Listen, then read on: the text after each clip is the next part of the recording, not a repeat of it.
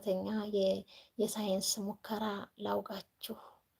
በ1950ዎቹ ሳይንቲስቶች በአይጦች ላይ አንድ ምርምር አደረጉ። በአይጦቹ የሚፈጥረው ሆርሞን የሚያመነጨውን ክፍል ከአንድ ማሽን ጋር አገናኙት። አይጦቹ ማሽኑን በተጫኑ ቁጥር አእምሯቸው የደስታ ስሜት ያገኝ ነበር።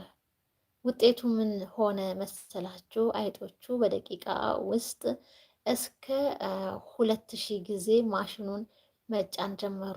ያንን ፈጣን ደስታ ማሽን ከመጫን ብዛት የተነሳ መብላት አቆሙ፣ መጠጣትም አቆሙ፣ ልጆቻቸውን ተዉ።